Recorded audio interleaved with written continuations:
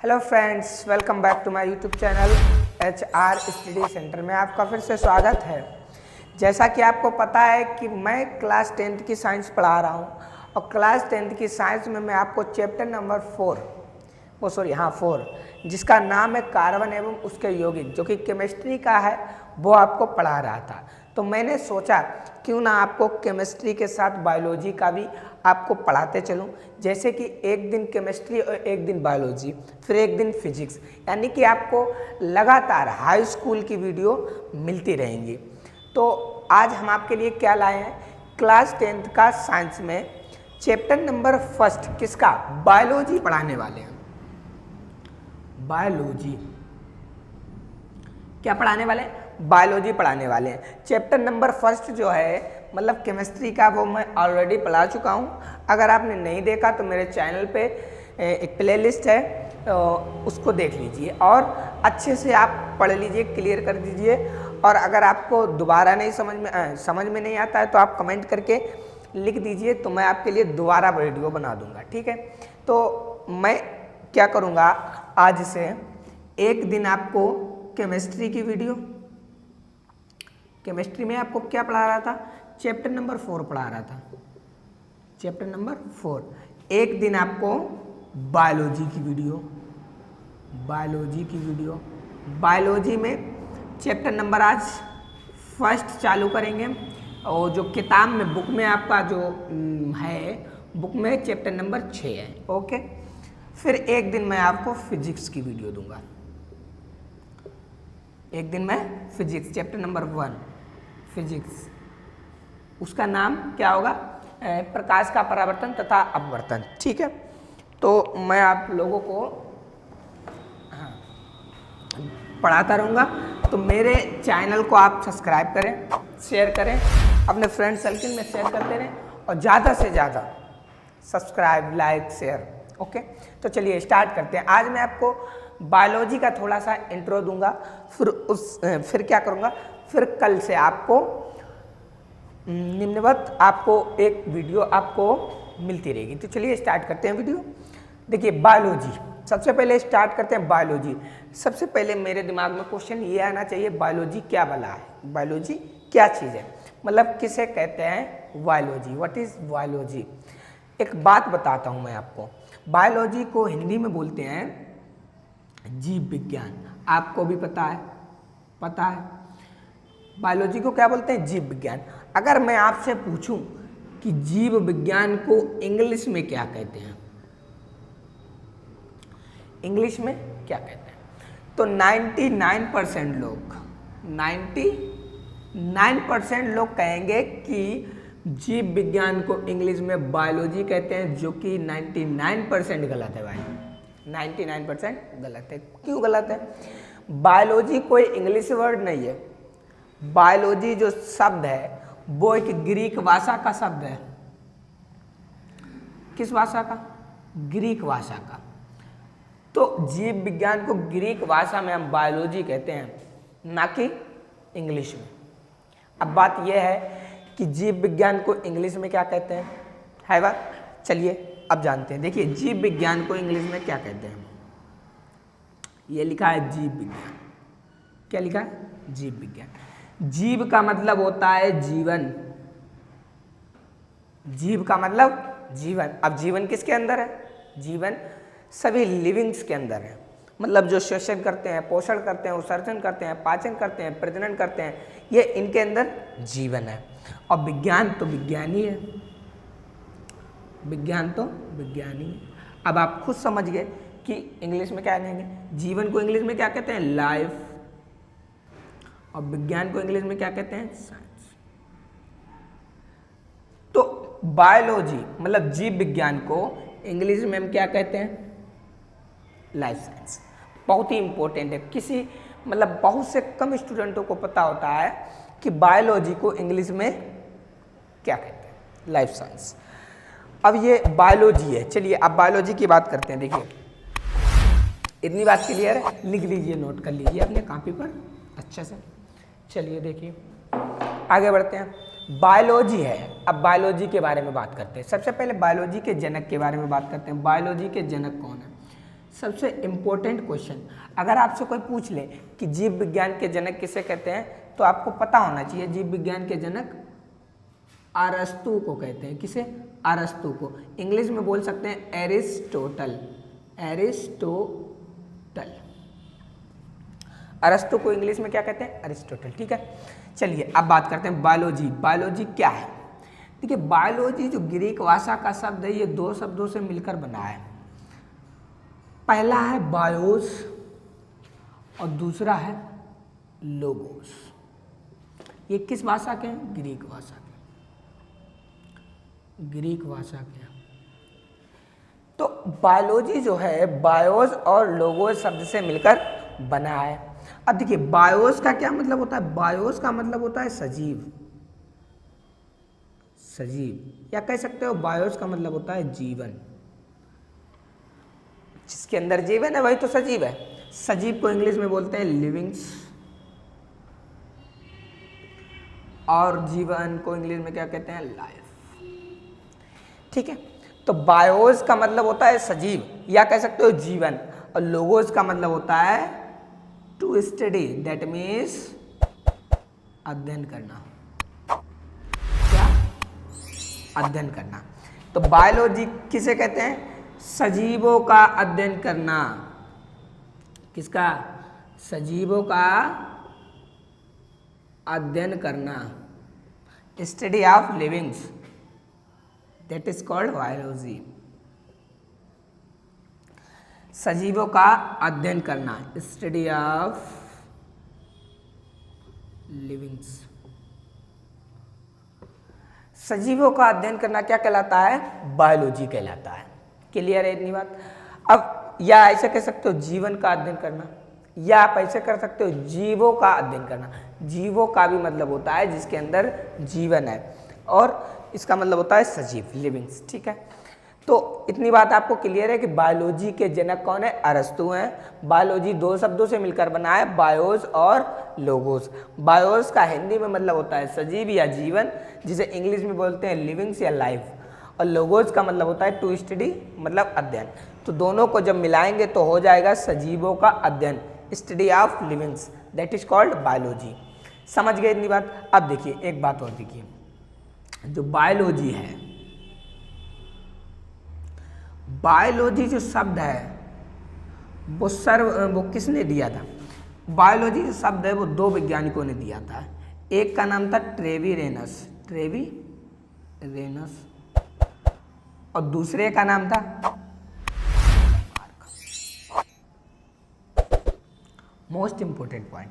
किसी भी आप कंपटीशन की एग्जाम करते हो तो ऐसा ही क्वेश्चन पूछ लेता है कि बायोलॉजी के जनक अरस्तु, बायोलॉजी शब्द किसने दिया, बायोलॉजी क्या है, बायोलॉजी के अंतर्गत किसका अध्ययन करते हैं, ऐसे क्वेश्चन पूछ लेता है। तो ध्यान रखना, बायोलॉजी जो शब्द है वो किसने दिया था? ट्रेवीरेनस और लेमार्क नामक के दो वैज्ञानिक थे जिन्होंने बायोलॉजी शब्द दिया था। इतनी बात क्लियर है? चलिए आगे बात करते हैं कि बायोलॉजी का वर्गीकरण, मतलब बायोलॉजी की कितनी शाखाएं हैं और बायोलॉजी को कितनी शाखाओं में हम बांट सकते हैं। चलिए अध्ययन करते हैं उसका। तो बायोलॉजी जो है मुख्यतः हम हाई स्कूल के अंतर्गत दो ही प्रकार से पढ़ेंगे, वैसे तो तीन प्रकार के भी हैं और भी प्रकार की, बहुत सी प्रकार की हैं। ठीक है, तो इसके अंतर्गत हम दो ही प्रकार की पढ़ेंगे। एक कहेंगे जंतु विज्ञान, एक है जंतु विज्ञान, इंग्लिश में कह सकते हो जूलॉजी, जूलॉजी, और एक है वनस्पति विज्ञान, वनस्पति विज्ञान, इंग्लिश में कह सकते हो बॉटनी। अब बायोलॉजी को दो भागों में बांटा गया है, जंतु विज्ञान, वनस्पति विज्ञान। अब जंतु विज्ञान क्या है, वनस्पति विज्ञान क्या है, यह समस्या खड़ी होगी। देखिए, जंतु विज्ञान का मतलब होता है जिसमें हम एनिमल बोले तो जंतु यानी कि जानवर, और जानवर के अंतर्गत हम लोग भी आते हैं। तो जंतु विज्ञान के अंतर्गत हम पढ़ेंगे एनिमल के बारे में, और किसके बारे में, मनुष्य के बारे में, ह्यूमन के बारे में। तो अगर आपसे कोई पूछे जंतु विज्ञान किसे कहते हैं, मतलब जूलॉजी किसे कहते हैं? तो विज्ञान की वह शाखा जिसके अंतर्गत हम जानवर और मनुष्यों के बारे में अध्ययन करते हैं, यानी कि study of animal and human, that is called zoology, जंतु विज्ञान कहलाता है। चलिए इतनी बात क्लियर है। क्या करते हैं? एनिमल और ह्यूमन का अध्ययन करते हैं, किसके अंतर्गत? जूलॉजी के अंतर्गत। मनुष्य और जानवरों का जिस विज्ञान की जिस शाखा में अध्ययन किया जाता है उसे कहते हैं जंतु विज्ञान। अब दूसरी बात, जंतु विज्ञान के जनक कौन है? जंतु विज्ञान के जनक, तो ध्यान रखना जंतु विज्ञान के भी जनक अरस्तु हैं। कौन है? अरस्तु। अब जंतु विज्ञान के जनक अरस्तु हैं, क्यों हैं? अब देखिए, जब बायोलॉजी की खोज हुई तो बायोलॉजी की सर्वप्रथम जब खोज हुई तो सर्वप्रथम क्या हुआ कि बायोलॉजी की खोज में जंतु विज्ञानी के बारे में अध्ययन किया गया। सबसे पहले जंतु विज्ञान की खोज हुई, बायोलॉजी के बाद जंतु विज्ञान की खोज हुई, तो बायोलॉजी के जनक को ही जंतु विज्ञान का जनक कहते हैं। ठीक है, अब देखिए जो जंतु विज्ञान के जनक हैं जी, मतलब अरस्तु, इन्होंने एक बुक लिखी है, उस बुक का नाम याद रखना, the history of animalia, the history of animalia. ये बुक लिखी है अरस्तु ने। इसमें क्या किया है, इन्होंने 500 से अधिक जानवरों के बारे में बताया है। तो इतनी बात ध्यान रखना, जंतु विज्ञान किसे कहते हैं? जिसमें एनिमल और ह्यूमन के बारे में अध्ययन करते हैं, वो कहलाता है जंतु विज्ञान। ठीक है, जनक अरस्तु हैं। जनक कौन है? अरस्तु हैं। दूसरी बात है, इसमें जो इन्होंने बुक लिखी है, उसका नाम है the history of animalia, the history of animalia. कौन उठा? The history of animalia. इसमें क्या हुआ है कि इन्होंने इसमें 500 से ज़्यादा जानवरों के बारे में अध्ययन किया है। चलिए आगे बात करते हैं वनस्पति विज्ञान के बारे में। वनस्पति विज्ञान को इंग्लिश में बॉटनी कहते हैं, और वनस्पति के अंतर्गत हम क्या कहते हैं? पेड़ पौधों का अध्ययन करते हैं। क्या? पेड़ पौधे के बारे में, यानी कि स्टडी ऑफ प्लांट। पेड़ पौधों को बायोलॉजी की भाषा में एक नाम दिया गया है, पादप। थोड़ा अजीब है लेकिन एडजस्ट करना पड़ेगा। तो वनस्पति विज्ञान के अंतर्गत हम क्या करते हैं? पादपों का अध्ययन करते हैं, पादपों का अध्ययन करते हैं। कोई पूछे वनस्पति विज्ञान क्या है, तो विज्ञान की वह शाखा जिसके अंतर्गत हम पादपों का अध्ययन करते हैं, दैट इज कॉल्ड बॉटनी, यानी कि वनस्पति विज्ञान कहलाती है। आगे बढ़ते हैं तो इसके जनक के बारे में बात कर लेते हैं। क्या इसके भी जनक अरस्तु हैं? नहीं, इसके जनक अरस्तु नहीं है। क्यों? क्योंकि बायोलॉजी जब खोज हुई तो उसके बाद जंतु विज्ञान की खोज हुई, फिर उसके बाद किसकी खोज हुई? वनस्पति विज्ञान के जनक जो हैं वह थियोफ्रेस्टस नामक वैज्ञानिक हैं। थियोफ्रेस्टस नामक वैज्ञानिक को वनस्पति विज्ञान का जनक माना जाता है। ठीक है, इन्होंने भी एक बुक लिखी है जिसका नाम है the Historia of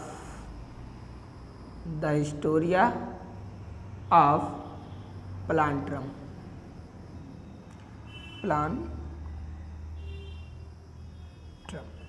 the history of Plantarum, ये होगा द हिस्टोरी ऑफ प्लांट्रम। इन्होंने इस बुक में भी क्या बताया है? अरस्तु की तरह इन्होंने 500 से ज़्यादा अधिक पादपों के बारे में अध्ययन बताया है, और बहुत ही अच्छी बुक्स है, टाइम मिले तो कभी पढ़ लेना। अच्छा ठीक है, चलिए बात करते हैं आगे। जंतु विज्ञान, वनस्पति विज्ञान हो गया है। जंतु विज्ञान किसे कहते हैं? एनिमल ह्यूमन के बारे में अध्ययन करना जंतु विज्ञान कहलाता है।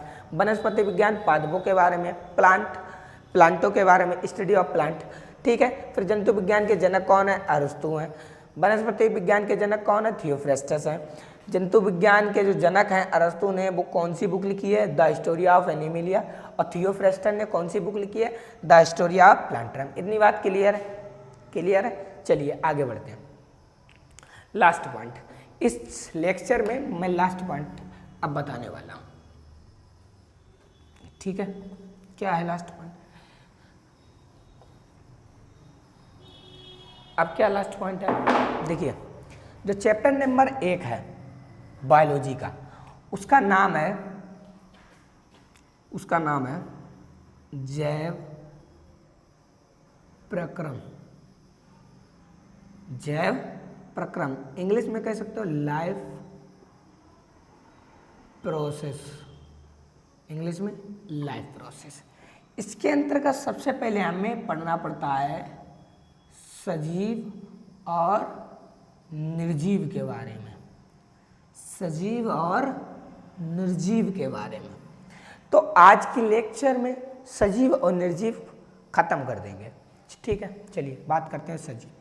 मैं अगर आपसे पूछूं सजीव कौन है तो आप क्या कहोगे? जो जीवित है, सजीव कौन है?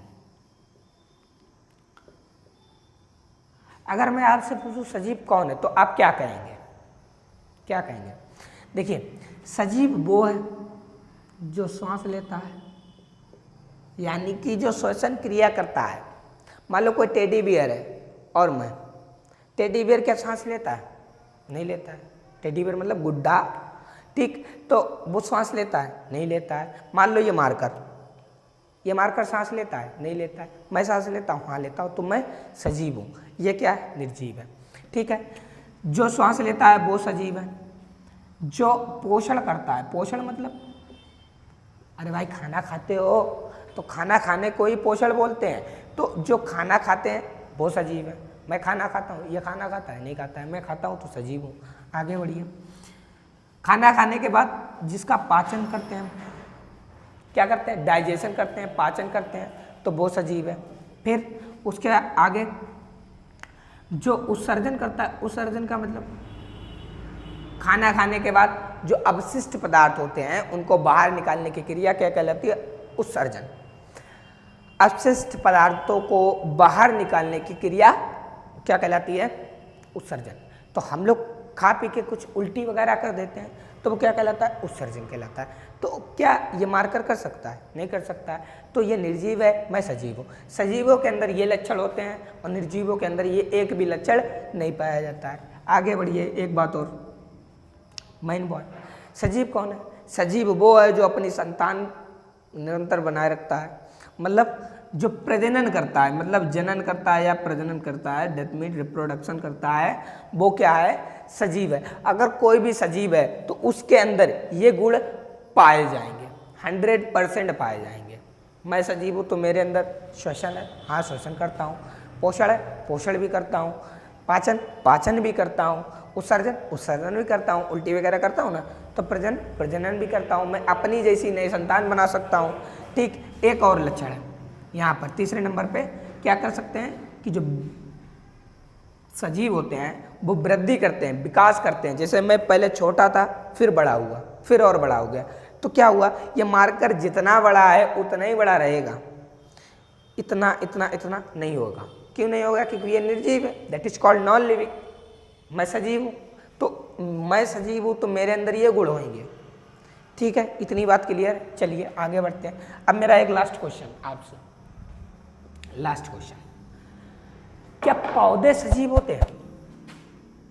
लास्ट क्वेश्चन, क्या पौधे सजीव होते हैं? हाँ सजीव होते हैं।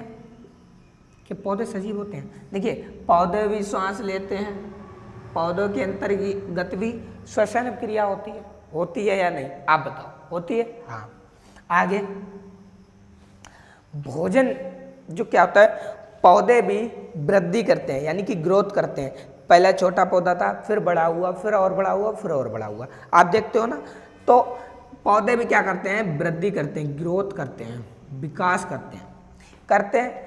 क्या पौधे भी भोजन खाते हैं, खाना खाते हैं? हाँ खाते हैं। वो खाना कहाँ से बनाते हैं? प्रकाश संश्लेषण की क्रिया से, प्रकाश संश्लेषण की क्रिया से। क्या पौधे भी उत्सर्जन करते हैं? हाँ उत्सर्जन करते हैं। मतलब क्या पौधे भी उल्टी करते हैं? हाँ करते हैं। क्यों नहीं करते हैं? आपने देखा होगा किसी पेड़ पे चढ़ते हैं तो उसमें गोंद लगा होता है, किसी किसी पौधे में गोंद लगा होता है। वो गोंद क्या होता है? वो ही होता है अपशिष्ट पदार्थ जो पेड़ पौधे निकाल देते हैं, गोंद मतलब पेड़ पौधे क्या करते हैं, उल्टी करते हैं। किसकी? गोंद की उल्टी करते हैं। तो पेड़ पौधे के अंतर्गत भी उत्सर्जन क्रिया होती है। फिर पेड़ पौधे प्रजनन करते हैं क्यों नहीं करते हैं? तभी तो आगे वंश बढ़ा है। वो क्या करते हैं? फूल से क्या करते हैं? फूल से प्रजनन करते हैं। तो पौधे भी सजीव हैं क्योंकि उनके अंतर्गत भी ये सभी क्रियाएं हैं जो मेरे अंतर्गत हैं। मेरे अंदर जो क्रियाएं हैं वो पेड़ पौधे के अंदर भी हैं, इसलिए वो भी सजीव है। हालांकि जो मेरे अंतर्गत क्रियाएं हैं वो आपको दिखा रही हैं, लेकिन पेड़ पौधों के जो क्रियाएं हैं वो आपको नहीं दिखा रही हैं, लेकिन वो सजीव हैं। तो सजीव और निर्जीव में अंतर समझ गए। अब मैं बात करूं कुछ भी, मान लो ये डस्टर है, आपसे पूछे सजीव है निर्जीव, तो क्या करोगे? इसमें सजीव क्या सांस लेता है? नहीं लेता है। क्या ये वृद्धि करता है? जब से मैं लाया हूँ इतना ही साला बड़ा ही नहीं हो रहा, बड़ा ही नहीं है। क्यों? क्योंकि ये निर्जीव है।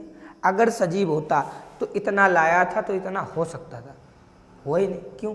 क्योंकि ये निर्जीव है, ये वृद्धि नहीं कर सकता। ये खाना खाता है, नहीं खाता है। ये पाचन करता है, नहीं करता है। ये उल्टी करता है, नहीं करता है। ये प्रजनन करता है, नहीं करता। इसका मतलब ये निर्जीव है। तो आई होप आप निर्जीव और सजीव में अंतर समझ गए होंगे। तो आज की वीडियो में यहीं तक रखेंगे। वीडियो कल मैं आपके लिए लाऊंगा जैव प्रक्रम, that is called life process क्या है, फिर उसके बारे में सबसे पहले क्या पढ़ना है उसमें, ये एक एक चीज़ आपको क्लियर करा दूंगा।